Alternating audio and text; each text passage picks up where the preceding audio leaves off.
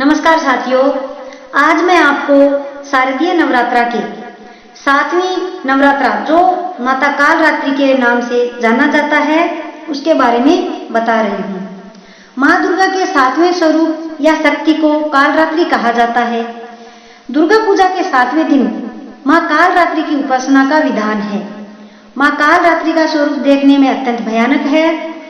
इनका वर्ण अंधकार की भांति काला है, केस बिखरे हुए हैं, कंठ में विद्युत की चमक वाली माला है। माँ कालरात्रि के 3 नेत्र ब्रह्मांड की तरह विशाल व गोल है, जिनमें से बिजली की भांति किरणें निकलती रहती है। इनकी नासिका से श्वास तथा निश्वास से अग्नि की भयंकर ज्वालाएं निकलती रहती है। माँ का यह भय उत्पन्न करने वाला स्वरूप केवल पापियों का नाश करने के लिए है। माँ कालरात्रि अपने भक्तों को सदैव शुभ फल प्रदान करने वाली होती है। इस कारण इन्हें शुभंकरी भी कहा जाता है। दुर्गा पूजा के 7वें दिन साधक का मन सहस्त्रार चक्र में अवस्थित होता है। कालरात्रि मर्हारात्रिर्मोहरात्रिश्च दारुणा त्वं श्रीस्त्व मीरस्वरी त्वं हरित्स्व बुद्धिर्बोध लक्षणा। मधु कैटभ नामक महाक्रमी असुर से जीवन की रक्षा हेतु भगवान विष्णु को निद्रा से जगाने के लिए ब्रह्मा जी ने इसी मंत्र से मां की स्तुति की थी। यह देवी कालरात्रि ही महामाया है और भगवान विष्णु की योग निद्रा है। इन्होंने ही सृष्टि को एक दूसरे से जोड़ रखा है। देवी कालरात्रि का वर्ण काजल के समान काले रंग का है, जो अमावस्या की रात्रि से भी अधिक काला है।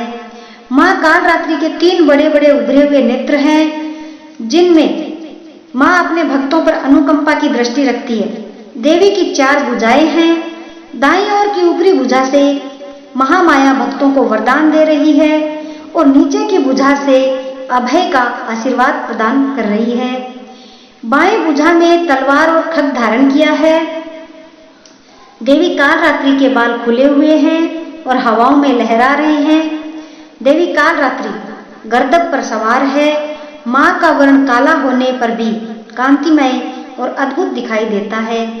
देवी कालरात्रि का यह विचित्र रूप भक्तों के लिए अत्यंत शुभ है, अतः देवी को शुभंकरी भी कहा गया है। कालरात्रि की पूजा विधि इस प्रकार से है। देवी का यह रूप रिद्धि सिद्धि प्रदान करने वाला है। दुर्गा पूजा का 7वां दिन तांत्रिक क्रिया की साधना करने वाले भक्तों के लिए अति महत्वपूर्ण होता है। सप्तमी पूजा के दिन तंत्र साधना करने वाले साधक मध्य रात्रि में देवी की तांत्रिक विधि से पूजा करते हैं। इस दिन मां की आंखें खुलती है। षष्ठी पूजा के दिन जिस विल्व को आमंत्रित किया जाता है उसे आज तोड़कर लाया जाता है और उससे मां की आंखें बनती हैं। दुर्गा पूजा में सप्तमी तिथि का काफी महत्व बताया गया है। इस दिन से भक्त जनों के लिए देवी मां का दरवाजा खुल जाता है और भक्तगण पूजा स्थलों पर देवी के दर्शन हेतु पूजा स्थल पर जुटने लगते हैं। सप्तमी की पूजा सुबह में अन्य दिनों की तरह ही होती है, परंतु रात्रि में विशेष विधान के साथ देवी की पूजा की जाती है। इस दिन अनेक प्रकार के मिष्टान एवं कहीं कहीं तांत्रिक विधि से पूजा होने पर मदिरा भी देवी को अर्पित की जाती है।